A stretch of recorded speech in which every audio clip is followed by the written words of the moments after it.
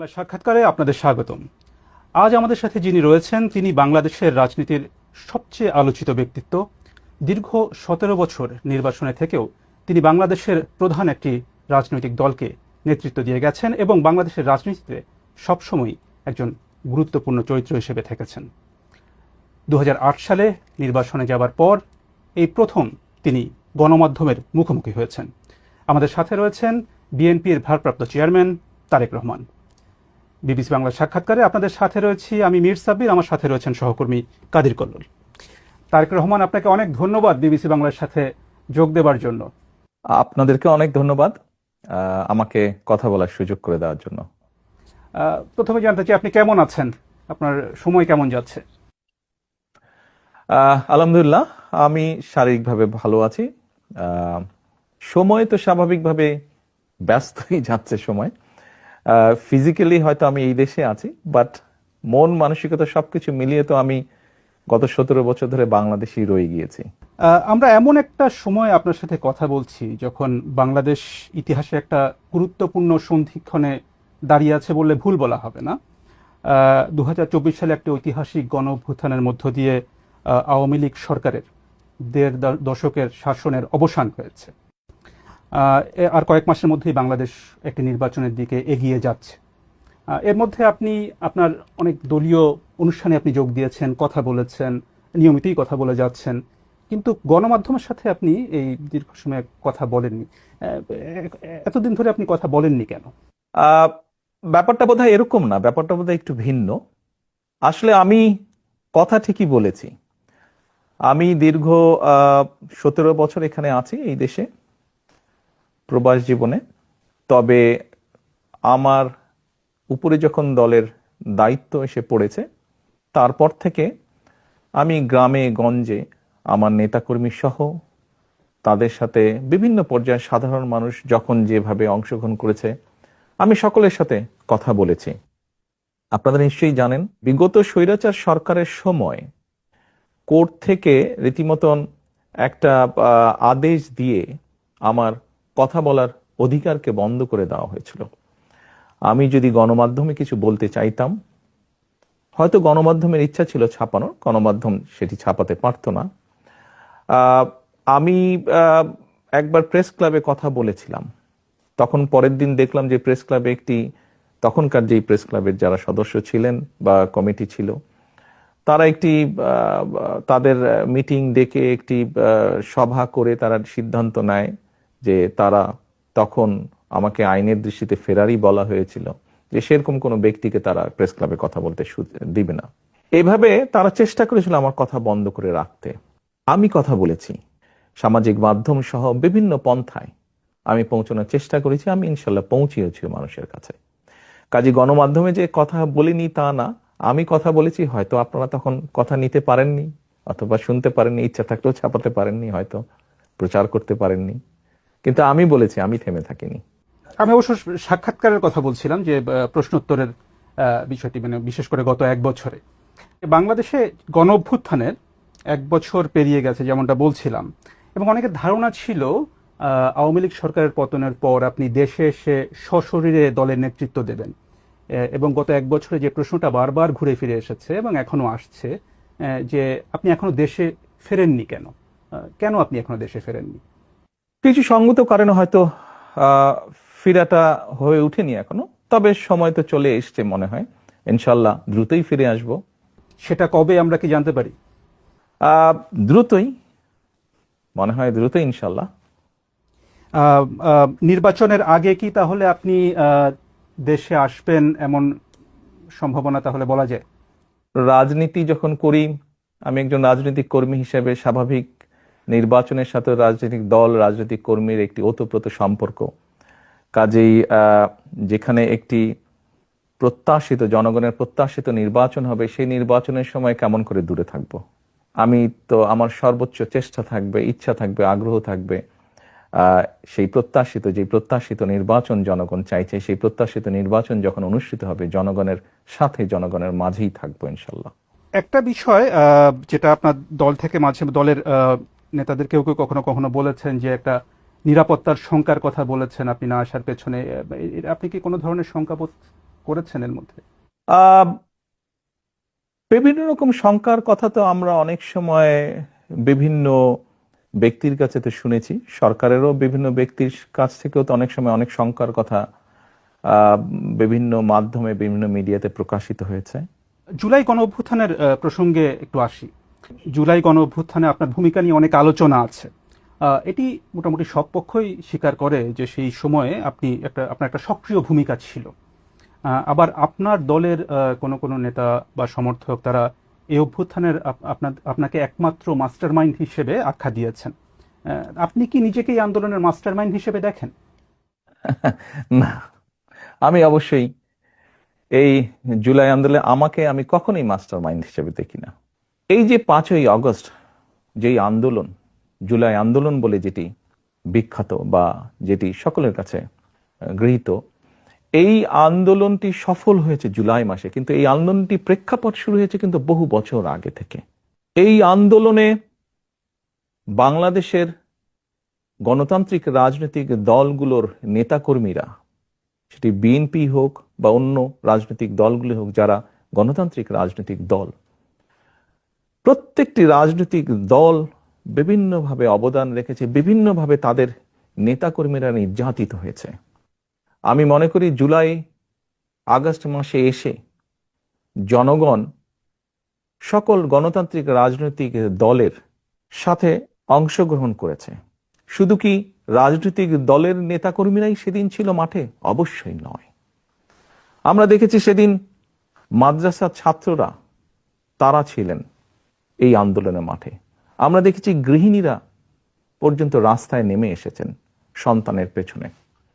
আমরা দেখেছি কৃষক, শ্রমিক, সিএনজি চালক, ছোট দোকান কর্মচারী বা দোকান মালিক থেকে আরম্ভ করে গার্মেন্টস কর্মী থেকে আরম্ভ করে তারা নেমে এসেছিলেন।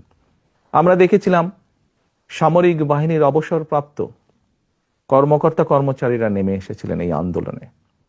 এমন অনেক সাংবাদিক যারা স্বৈরাচারের অত্যাচারে নির্যাতিত হয়ে দেশ থেকে বাইরে চলে যেতে বাধ্য হয়েছিলেন, তারা সম্পৃক্ত হয়েছিলেন এই আন্দোলনে।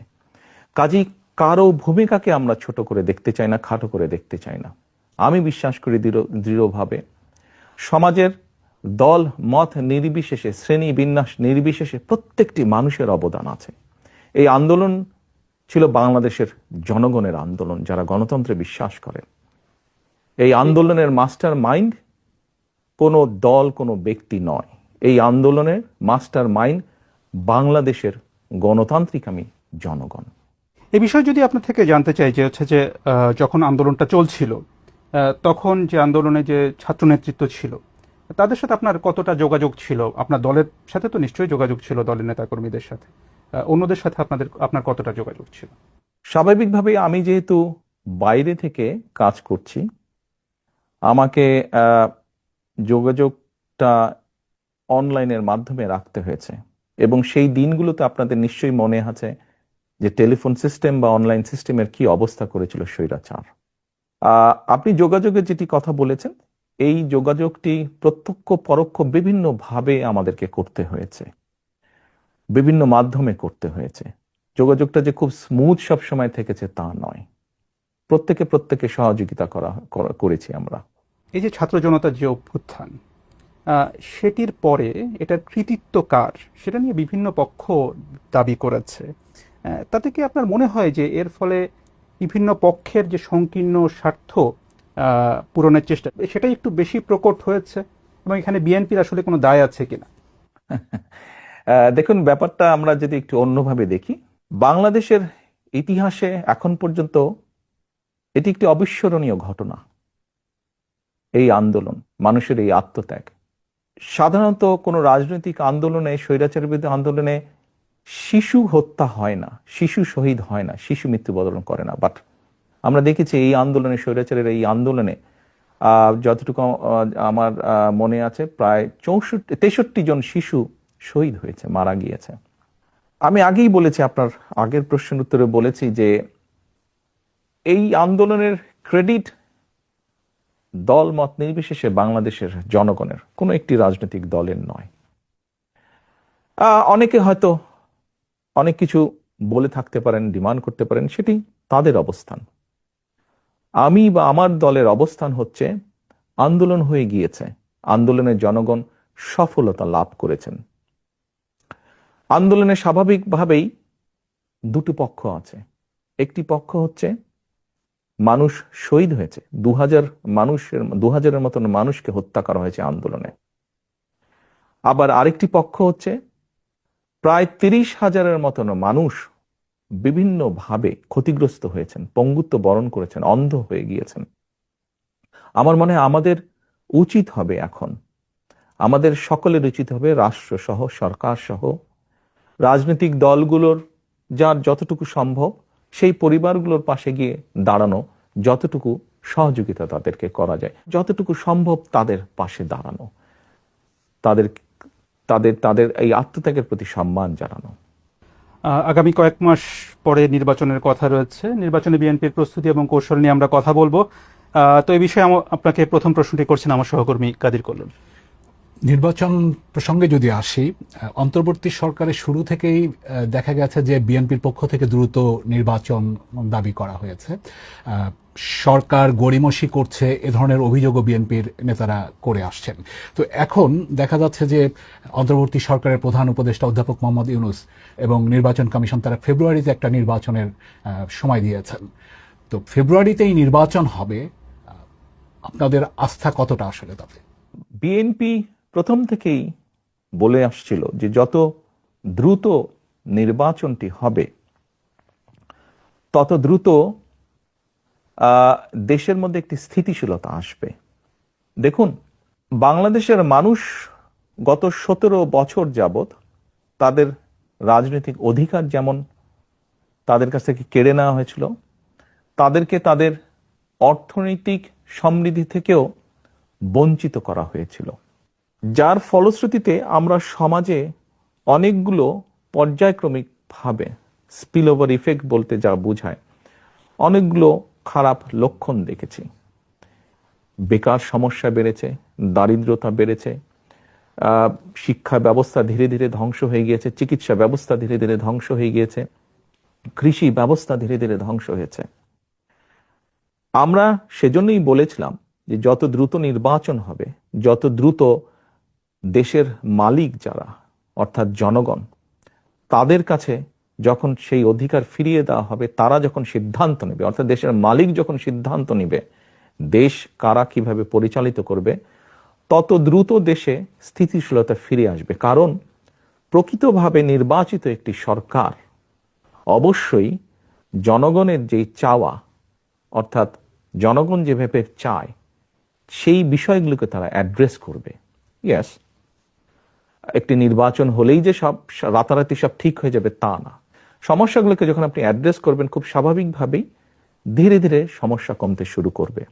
আমরা আনন্দিত যে দেরিতে হলেও সরকার জিনিসটি উপলব্ধি করতে পেরেছেন।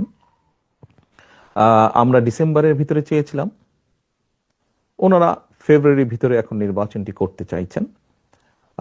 আমরা আস্থা রাখতে চাই যে সরকার সে ব্যাপারে সব রকম উদ্যোগ পর্যায়ক্রমিকভাবে গ্রহণ করবেন। এখন যেহেতু আপনারা বলছেন যে আপনারা আস্থা রাখতে চান, সেখানে নির্বাচন নিয়ে আপনার পরিকল্পনাটা কি? মানে এককভাবে বিএনপি নির্বাচন করবে, মানে দলগতভাবে, নাকি জোটবদ্ধভাবে আসন ভাগাভাগির মাধ্যমে নির্বাচন করবে? খুব ট্রিকি কোয়েশ্চেন একটু। দেখুন, আমরা প্রায় 64টি রাজনৈতিক দল বিগত স্বৈরাচারের সময় যার যার অবস্থান থেকে রাজপথে আন্দোলন গড়ে তোলার চেষ্টা করেছে। আমরা চেষ্টা করেছিলাম কম বেশি একসাথে কাজ করার জন্য। এমনকি আমরা যে 31 দফা দিয়েছি রাষ্ট্র পুনর্গঠনের, এটি ছিল প্রথমে 2016 সালে আমরা দিয়েছিলাম শুধু বিএনপির পক্ষ থেকে। পরবর্তীতে ভিশন 2030 ছিল যেটা, পরবর্তীতে এটিকে আমরা কিছুটা আরো একটু ডেভেলপ করি, আমরা 27 দফা দিয়েছিলাম। পরবর্তীতে আমরা আমাদের সাথে যে রাজনৈতিক দলগুলো আছে তাদের সাথে পরামর্শ করে সকলের মতামত নিয়ে আমরা 31 দফা দিয়েছি। কারণটি হচ্ছে যে দলগুলোকে আমরা পেয়েছি আমাদের সাথে রাজপথের আন্দোলনে, আমরা চাই সকলকে সাথে নিয়ে রাষ্ট্র পুনর্গঠন করতে, সকলের মতামতকে সাথে নিয়ে আমরা রাষ্ট্র পুনর্গঠন করতে চাই। সেখানে তাহলে মানে যারা আন্দোলন করেছে তারাই, নাকি মানে মিত্র কারা হবে আসলে, কারা সাথে থাকবে আপনাদের নির্বাচনকে সামনে রেখে? ওই যে বললাম, কম বেশি সকলকে নিয়ে আমরা রাষ্ট্র গঠন করতে চাই।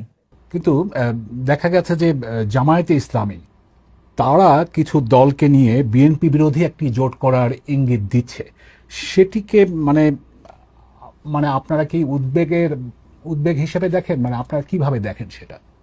দেখুন, কোন দল বা সমষ্টিগতভাবে কোনো দল যদি বাংলাদেশের যে আইন আছে, বৈধ আইন আছে বাংলাদেশের, যেহেতু সংবিধান এখনো যেটি আছে, এই সবকিছুর ভেতরে থেকে, অর্থাৎ মানুষের সমর্থন গ্রহণযোগ্যতা সবকিছুর ভেতরে থেকে যারা রাজনীতি করবে তারা করতেই পারে। এটাতে তো কোনো সমস্যা বা উদ্বেগের কোনো কারণ আমি দেখি না। সেখানে যদি তারা একটি আলাদা জোট করে, সেটিকে আপনাদের জন্য কোনো চ্যালেঞ্জ তৈরি করবে? না, কেন? ইলেকশন হলে তো ইলেকশনে প্রতিযোগিতা থাকতেই পারে, প্রতিদ্বন্দ্বিতা থাকতেই পারে, এতে উদ্বেগের কি আছে? বিএনপি তো আগেও নির্বাচন করেছে, বিভিন্ন সময় বিএনপি নির্বাচন করেছে, কম্পিটিশন করেই বিএনপি নির্বাচন করেছে, প্রতিযোগিতা করেছে, উদ্বেগের কিছু নাই তো। মনোনয়নের প্রশ্নে যদি আসি, সেখানে আপনাদের কৌশলটা কি হবে? এর আগে বিভিন্ন সময় নির্বাচনগুলোতে মানে পেশি শক্তির প্রভাব, টাকার প্রভাব, পারিবারিক বিষয় বিবেচনা, এই বিষয়গুলো বিভিন্ন সময় অভিযোগ আছে। এবার ভিন্ন কি হবে আসলে? আমরা কখনোই, আপনি যেই বিষয়গুলো বললেন, আমরা কখনোই এইসব বিবেচনায় নিয়ে কখনোই আমার দল নমিনেশন ব্যাপারে সিদ্ধান্ত নেয়নি। আমাদের নমিনেশনের ব্যাপারে সিদ্ধান্ত সব সময় কম বেশি যা ছিল বা ভবিষ্যতে আমরা যেটিকে মূল্যায়ন করব, সেটি হচ্ছে অবশ্যই কোন একটি পার্টিকুলার এলাকা থেকে আমরা আমাদের দলের এমন একজন ব্যক্তিকেই নমিনেশন দিতে চাইব যে ওই এলাকার সমস্যা সম্পর্কে সচেতন আছে, যার সাথে ওই এলাকার মানুষের সম্পৃক্ততা আছে, উঠা বসা আছে, যে ওই এলাকার মানুষের সমস্যার সমাধান করতে সক্ষম, যে ওই এলাকার বিভিন্ন শ্রেণীর মানুষ, তরুণ, নারী, মুরব্বী সহ ছাত্র ছাত্রী, সবার সাথে যার একটা কমিউনিকেশন আছে, এই ধরনের মানুষকেই আমরা প্রায়োরিটি দিব। খুবই স্বাভাবিক। অর্থাৎ যার প্রতি জনসমর্থন আছে, যে জনসমর্থনকে তার সাথে রাখতে পারে, জনগণের যার প্রতি সমর্থন আছে, সেরকম মানুষকে দেখেই আমরা নমিনেশন দেব। সেখানে তৃণমূলের মতামত কতটা প্রাধান্য পাবে? অভিযোগ যে তৃণমূলের মতামত প্রাধান্য কম পায়। না, ব্যাপারটা এরকম না। দেখুন, গণতন্ত্রে স্বাভাবিক যেখানেই গণতন্ত্র আছে সেখানে মতামত থাকতেই পারে, বিভিন্ন রকম মতামত, অভিযোগ। হয়তো এক জায়গায় 50 জন আছে, 50 জনের মধ্যে 30 জন একটি কথা বলছে, 15 জন একটি কথা বলছে, বাকি সংখ্যক ব্যক্তি আরেকটি কথা বলছে। তাহলে আপনি কি বলবেন যে মতামত না হচ্ছে? না, না, স্বাভাবিকভাবেই যেখানে আমরা মেজরিটির যেটা মতামত পাবো এলাকার মানুষের কম বেশি, আমরা তো আমাদের মতন করে খোঁজ করছি, সেটি তৃণমূলই হোক বা সেটি সাধারণ মানুষের হোক। এখানে একটি বিষয় উল্লেখযোগ্য, আমরা কিন্তু দলের নেতৃত্ব নির্বাচন করছি না, আমরা নির্বাচন করছি এমন একজন ব্যক্তিকে যে শুধু দলেরই সমর্থন নয়, বরং দলমত নির্বিশেষে ওই এলাকার অধিকাংশ মানুষের সমর্থন যার প্রতি আছে, আমরা এরকম একজন মানুষকে বের করে আনতে চাইছি, এরকম একজন মানুষকে আমাদের দলের মনোনয়ন দিতে চাইছি। শুধু দল দিয়ে তো নির্বাচন হবে না, নির্বাচনে তো সাধারণ মানুষের অংশগ্রহণ থাকে, বিভিন্ন মানুষের অংশগ্রহণ থাকে। কাজেই যার সমর্থন আমরা খুঁজে বের করার চেষ্টা করছি, যার প্রতি বিভিন্ন শ্রেণী পেশার মানুষের সমর্থন আছে, শুধুমাত্র দলীয় সমর্থন নয়, এরকম মানুষ। নির্বাচন প্রসঙ্গে আপনার কাছে জানতে চাই যে আগামী নির্বাচনে আপনার ভূমিকা কি হবে? আপনি কি সরাসরি নির্বাচন করছেন? আপনাকে কি আমরা প্রধানমন্ত্রী পদের প্রত্যাশী হিসেবে দেখতে পাবো নির্বাচনে? আমার মনে হয় আপনি প্রথম দিকে বোধহয় একটা প্রশ্ন করেছেন, আমি ওখানে বলেছিলাম যে স্বাভাবিক আমি একজন রাজনৈতিক দলের সদস্য, একজন রাজনৈতিক কর্মী। আমি নির্বাচনের সাথে তো রাজনৈতিক দল এবং রাজনৈতিক কর্মীর ওতপ্রোত সম্পর্ক। কাজেই নির্বাচন যেখানে একটি মানে জনগণের সম্পৃক্ত এরকম একটি নির্বাচন হবে, সেখানে তো অবশ্যই আমি নিজেকে দূরে থাকতে পারবো না, আমাকে আসতেই হবে। স্বাভাবিকভাবেই মাঠেই ইনশাল্লাহ থাকবো আমি। আপনার প্রশ্নের পরের যে অংশটি ছিল, দেখুন, আমি মনে করি এটির সিদ্ধান্ত বাংলাদেশের জনগণের, এটি তো আমার সিদ্ধান্ত না, এটি সিদ্ধান্ত নেবে বাংলাদেশের জনগণ। কিন্তু আপনি নির্বাচনে অংশ নেবেন কিনা সেই সিদ্ধান্ত তো আপনাকে নিতে হবে। না না, সেটি তো নিব, কেন নিব না, অবশ্যই নিব। আপনি নির্বাচনে অংশ নিচ্ছেন তাহলে? জি, ইনশাল্লাহ। অর্থাৎ আপনি বিএনপি যদি ক্ষমতায় আসে বা নির্বাচনে অংশ নেয়, সেক্ষেত্রে প্রধানমন্ত্রী পদের প্রত্যাশী হিসাবে আমরা তারেক রহমানকে দেখতে পাবো, সেটা আমরা নিশ্চিতভাবে বলতে পারি। এটির সিদ্ধান্ত তো বাংলাদেশের জনগণের, বিএনপির পক্ষ থেকে। সেক্ষেত্রে তো এটি দল সিদ্ধান্ত নেবে, দল কিভাবে করবে এটি তো দলের সিদ্ধান্ত। সাবেক প্রধানমন্ত্রী এবং আপনাদের দলের চেয়ারপারসন খালেদা জিয়া, তিনি কি এই নির্বাচনে কোনো ভূমিকায় থাকবেন? তাকে কি আমরা নির্বাচনে কোনো ভূমিকায় দেখতে পাবো? আপনি এমন একজন মানুষের কথা বলেছেন, যেই মানুষটি বাংলাদেশের গণতন্ত্র যতবার গণতান্ত্রিক অধিকার, জনগণের গণতান্ত্রিক অধিকারকে হরণ করা হয়েছে, প্রতিবার উনি অবদান রেখেছেন সেই গণতন্ত্রকে পুনঃপ্রতিষ্ঠিত বা পুনরুদ্ধার করার জন্য। এবারও আপনাদের সকলের চোখের সামনেই ঘটেছে যে কিভাবে স্বৈরাচারের সময় তার উপরে অত্যাচারের খড়গ হস্ত নেমে আসে, কিন্তু উনি আপোষ করেননি। এরকম একজন ব্যক্তি আজ অসুস্থ, এবং কেন, কিভাবে উনি শারীরিকভাবে অসুস্থ হলেন, তাকে মিথ্যে মামলায় জড়িয়ে তাকে জেলখানায় নিয়ে যাওয়া হলো। আমরা দেখেছিলাম একজন সুস্থ মানুষ গিয়েছেন, কিন্তু যখন বেরিয়ে এসেছেন একজন অসুস্থ মানুষ বেরিয়ে এসেছেন, তাকে চিকিৎসার সুযোগ থেকেও বঞ্চিত করা হয়েছে। এই সবগুলো ঘটনা দেশবাসী জানেন। তারপরেও যে মানুষটির এত বড় অবদান রয়েছে বাংলাদেশের গণতন্ত্রকে প্রতিষ্ঠিত করার, আমি সেই দলের একজন কর্মী হিসাবে বিশ্বাস করি বা বিশ্বাস করতে চাই, গণতন্ত্রকে পুনঃপ্রতিষ্ঠিত করার প্রথম পদক্ষেপ হিসাবে যেই প্রত্যাশিত, জনপ্রত্যাশিত যে নির্বাচনটি অনুষ্ঠিত হতে যাচ্ছে, ওনার শারীরিক সক্ষমতা যদি অ্যালাউ করে ওনাকে, নিশ্চয়ই উনি কিছু না কিছু ভূমিকা রাখবেন। সেটা কি নির্বাচনে অংশগ্রহণ হতে পারে?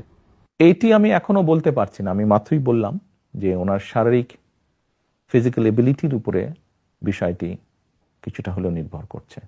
এ প্রসঙ্গে প্রশ্ন চলে আসে বিএনপির ভবিষ্যৎ নেতৃত্ব নিয়ে। আপনার বাবা সাবেক প্রেসিডেন্ট জিয়াউর রহমান বিএনপি প্রতিষ্ঠা করেছিলেন। আপনার মা সাবেক প্রধানমন্ত্রী খালেদা জিয়া, তিনি 4 দশক বিএনপির নেতৃত্ব দিয়েছেন। এখন আপনি বিএনপির নেতৃত্বে রয়েছেন, কার্যত দলের নেতৃত্বে রয়েছেন আপনি। বিএনপির ভবিষ্যৎ নেতৃত্বে পরিবারের প্রভাব কতটা থাকে? দেখুন, বিষয়টিকে আমি একটু তাহলে অন্যভাবে উপস্থাপন করি। সব রকম সকলের মতামতের প্রতি শ্রদ্ধা রেখেই আমি বলতে চাইছি। দেখুন, একজন চিকিৎসকের সন্তান যখন চিকিৎসক হয়, তখন সে ভালোও করে, সে খারাপও করে। একজন লয়ারের সন্তানও দেখা যায় যে অনেক সময় বাবা মায়ের মতন ভালো লয়ার হয় অথবা হয় না। রাজনীতিবিদদের ক্ষেত্রে অনেকের সন্তান পলিটিক্সে এসেছে, সবাই কি ভালো করেছে? সবাই ভালো করেনি। কেউ কেউ করেছে, কেউ কেউ করতে পারেনি ভালো। আপনি যদি আমাকে ইঙ্গিত করে থাকেন, তাহলে এইভাবে আমি বলবো যে দেখুন, আমরা দেখেছি বাংলাদেশের মতন দেশে রাজনীতি যারা করেন, বিগত 17 বছরে দেখেছি, তার আগেও আমরা দেখেছি রাজনীতিবিদরা রাজনীতি করতে গিয়ে বিভিন্নভাবে হ্যারাসমেন্টের শিকার হন, মিথ্যে মামলার শিকার হন। আমাদের বহু নেতাকর্মী শারীরিক নির্যাতনের শিকার হয়েছে, জেল জুলুম খেটেছে, ঘর বাড়ি ভেঙে দেওয়া হয়েছে। যেই কয়টা উদাহরণ দিলাম আমি মাত্র, আপনি কি বলতে পারবেন এর কোনোটার মধ্যে দিয়ে আমি যাইনি? এর প্রতিটার ভেতর দিয়ে আমি গিয়েছি, প্রত্যেকটা স্তর পার করে এসেছি। আমি শারীরিকভাবে নির্যাতিত হয়েছি, যেই নির্যাতনের চিহ্ন এখনো কখনো কখনো আমাকে সহ্য করতে হয়। জেল জুলুম খেটেছি, আমি বিভিন্নভাবে মিথ্যা অপপ্রচারের শিকার হয়েছি। আমি সবকিছুর ভিতর দিয়ে আমি বেরিয়ে এসেছি। কাজেই এই জন্য এই কথাগুলো আমি বললাম যে রাজনীতি পরিবারীকরণ হয় না, এটি সমর্থনের ভিত্তিতে হয়। কাজেই যার যে অর্গানাইজ করে জনগণকে ঐক্যবদ্ধ করে, দলকে ঐক্যবদ্ধ করে সামনে এগিয়ে যেতে পারবে, সে এগিয়ে যেতে পারবে। কেউ যদি এগিয়ে যেতে না পারে, তাহলে সে এগিয়ে যেতে পারবে না। সময় পরিস্থিতি সবকিছু প্রমাণ করে দিবে, বলবে। আপনার স্ত্রী বা কন্যা বা আপনার পরিবারে যারা আছেন তারা রাজনীতিতে আসবেন কিনা এটা নিয়ে কিন্তু ব্যাপক আলোচনা হয় কিন্তু রাজনীতিতে। তো এই ধরনের কি কোনো সম্ভাবনা আছে বা তারা আগ্রহী কিনা রাজনীতিতে আসার ব্যাপারে? আমি ওই যে বললাম, সময় পরিস্থিতি বলে দিবে ওটা। একটু আবার আপনাদের নির্বাচন সরকারের দিকে যাই। বিএনপি সর্বশেষ সরকারে ছিল 2001 থেকে 2006 সালের মধ্যে। এর প্রায় 19 বছর পরে বিএনপির সামনে আবার একটা সরকার গঠনের সুযোগ তৈরি হয়েছে, এবং সেই তখনকার যে বিএনপি আর এখনকার যে বিএনপি, এই দুটোর মধ্যে পার্থক্যটা আপনি কোথায় কি বলবেন, যে পার্থক্য কি? এই 19 বছরে আমরা বাংলাদেশ বলি বা পুরা বিশ্ব বলি, অনেক কিছু পরিবর্তিত হয়েছে। সমাজ ব্যবস্থা পরিবর্তিত হয়েছে, অর্থনৈতিক ব্যবস্থা পরিবর্তিত হয়েছে। দুটো বড় বড় জিনিসের বোধহয় পরিবর্তন হয়েছে। একটি হচ্ছে কোভিডের ভিতর দিয়ে পুরো বিশ্ব গিয়েছে। এই কোভিড বিভিন্নভাবে আমাদের অনেক কিছু চিন্তা ভাবনা, মনোজগৎ চেঞ্জ করেছে। ঠিক একইভাবে যদি আরেকটি বিষয় আমরা দেখি, এই যে আপনার সাথে আমি কথা বলছি অনলাইনে, এই যে আইটি বা সোশ্যাল মিডিয়া, এই পুরা বিষয়টা কিন্তু মানুষের মনোজগৎকে ভিন্নভাবে ভিন্ন রকম করেছে। অনেক ক্ষেত্রে একটা একটা একটা মনোজগতে একটা প্রভাব বিস্তার করেছে। খুব স্বাভাবিকভাবে আপনি যেই সময়ের কথা বলেছেন সেই সময় এই বিষয়গুলো হয়তো সেভাবে ছিল না। তো স্বাভাবিকভাবেই এই সব কিছু বিবেচনা করে সামনের দিনগুলোতে আমাদেরকে এই বিষয়গুলোকে গুরুত্ব রেখে বিভিন্ন বিষয়ে চিন্তা ভাবনা করতে হচ্ছে। আমরা সেভাবে চিন্তা ভাবনা করে আমাদের প্ল্যান, প্রোগ্রাম, বিষয়গুলোকে আমরা সাজাচ্ছি।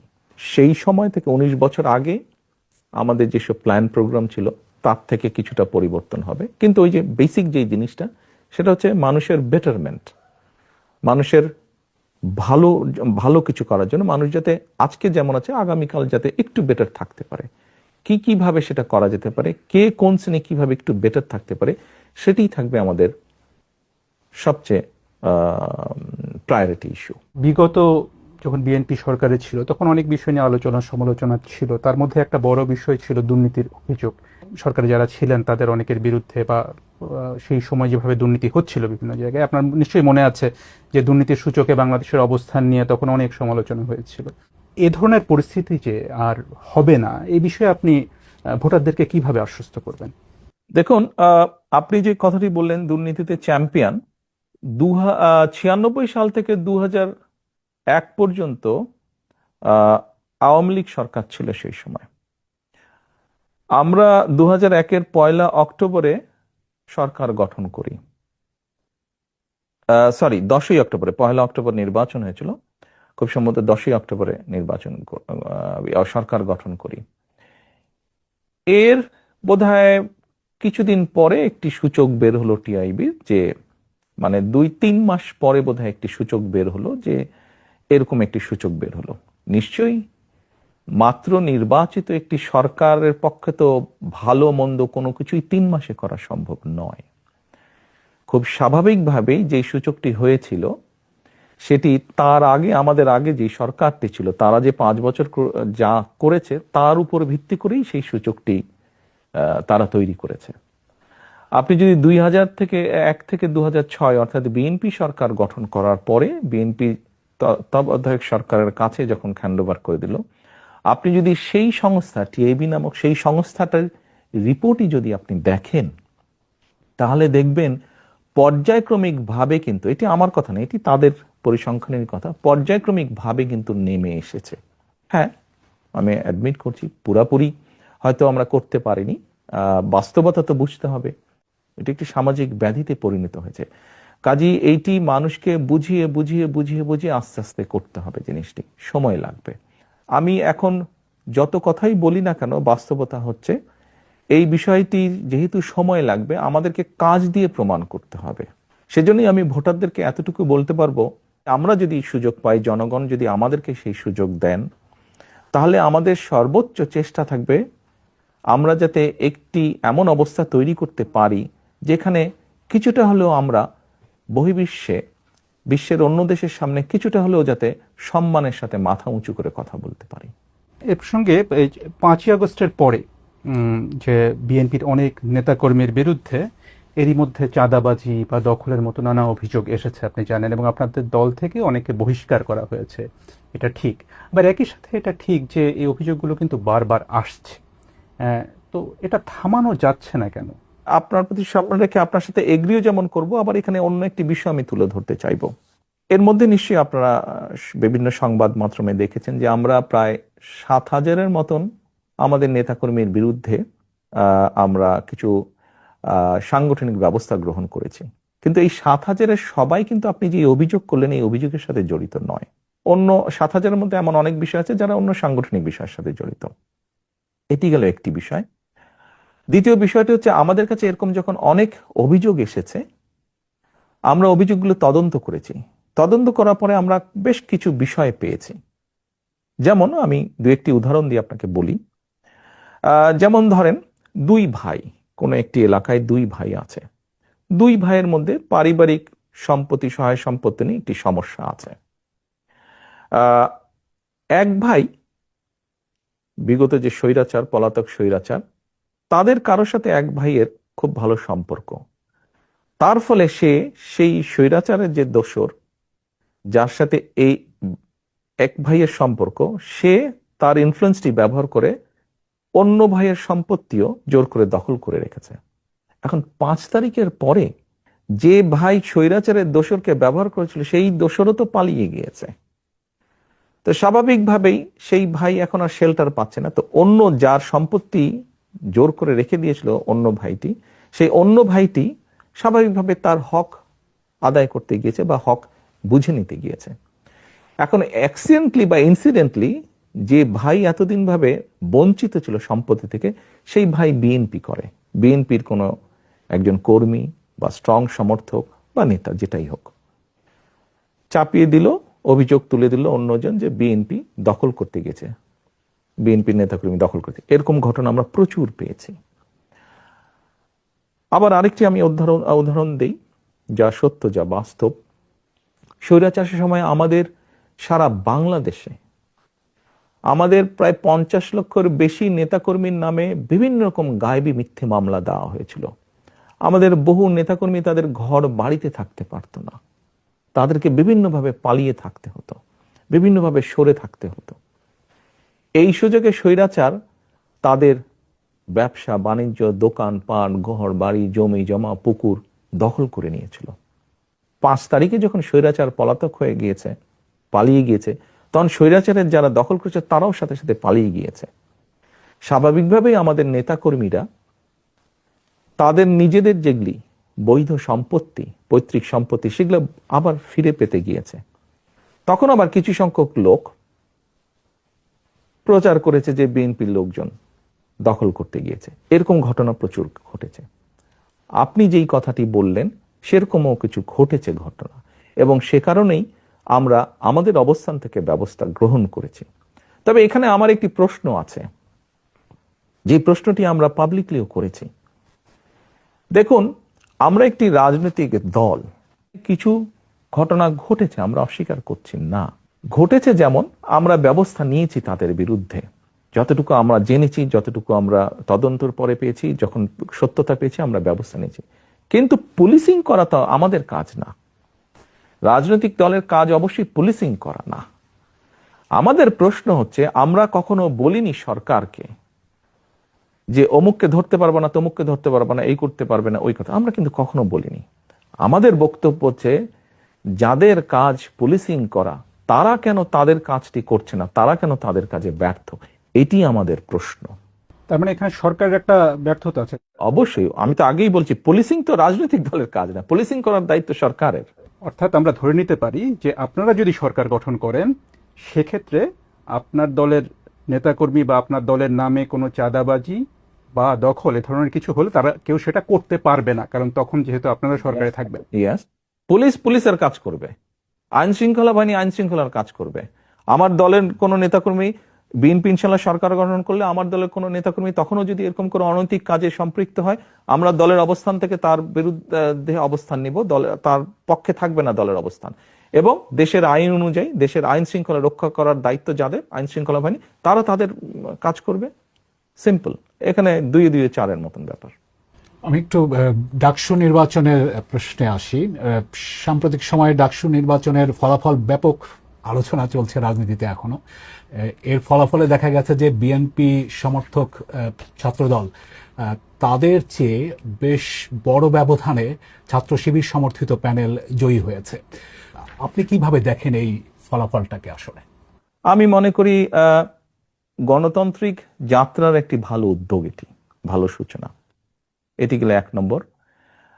দ্বিতীয় বিষয়টি হচ্ছে, যারা জয়ী হয়েছেন বা এরকম আরো ভবিষ্যতে যারা জয়ী হবেন তাদের প্রতি শুভেচ্ছা, এবং যারা ভবিষ্যতে জয়ী হবেন তাদের প্রতি অগ্রিম শুভেচ্ছা রইল।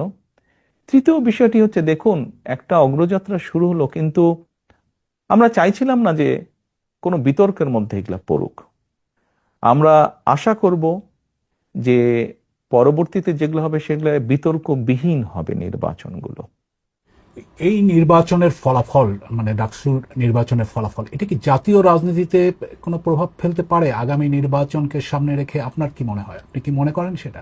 আমি যেটা দেখলাম বিভিন্ন মিডিয়াতে, কিছু ব্যক্তি, যেমন মান্না ভাই, উনি তো বোধহয় 2বার ভিপি ছিলেন, আমার থেকে অনেক অভিজ্ঞতা সম্পন্ন রাজনীতিবিদ। আমরা যদি ওনার বক্তব্য শুনে থাকি বা ধরে থাকি, তাহলে তো আমি মনে করি না কোনো কারণ আছে। ছাত্র রাজনীতির জায়গায়, জাতীয় রাজনীতির জায়গায়।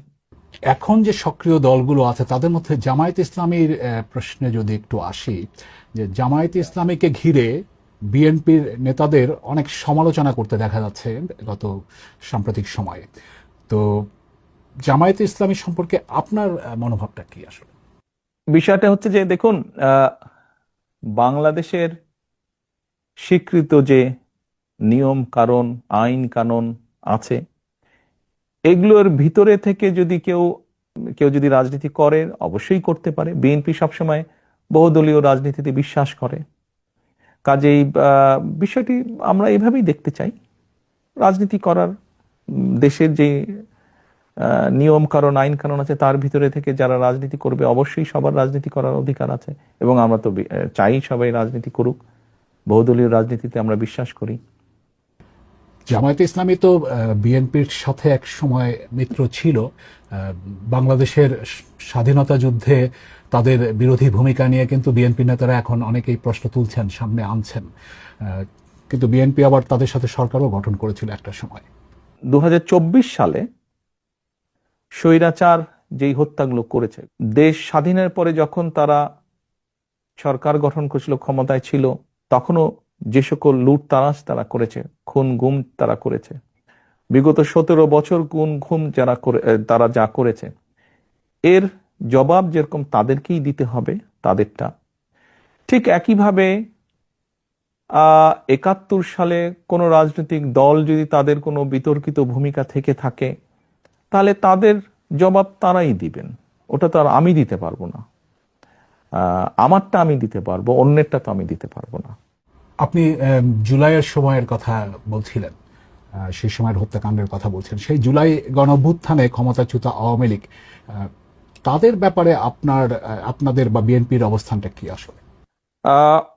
দেখুন, আমি 17 বছর যাবৎ প্রবাস জীবনে আছি।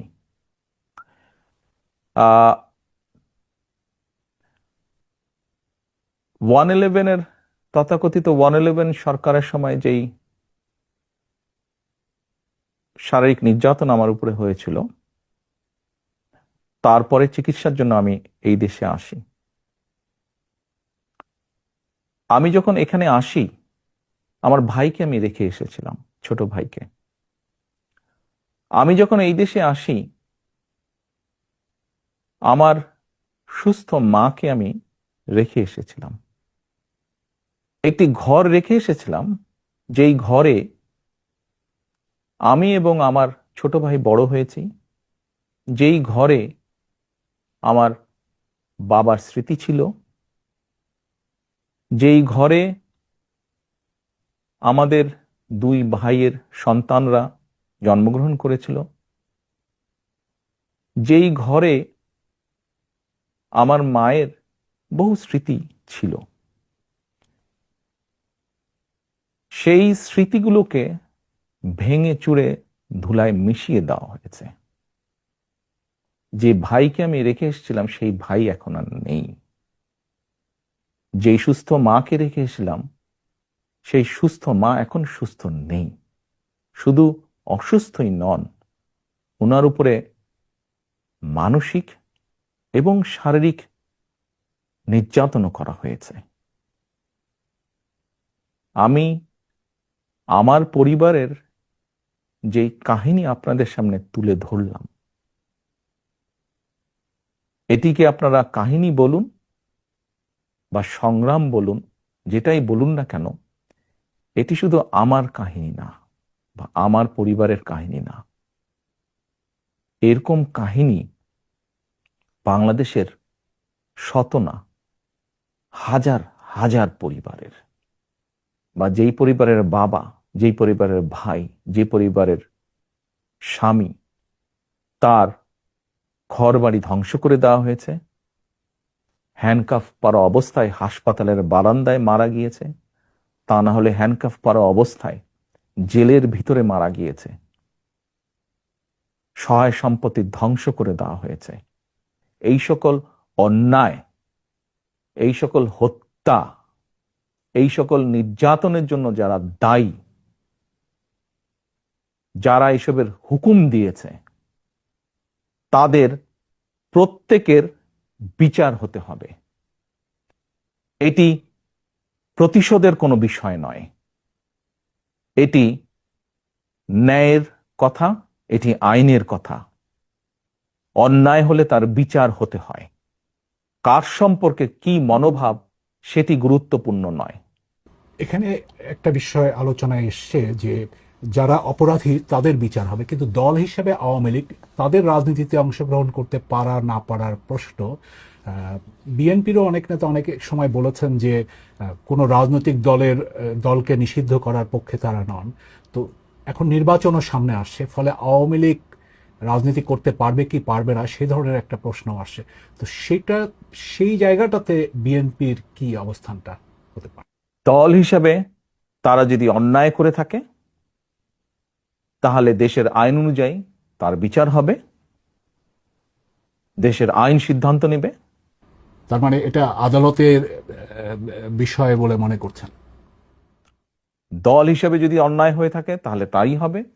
সোজা কথায় অন্যায়কারীর বিচার হতে হবে, তো সেটি ব্যক্তি হোক, সেটি দলই হোক।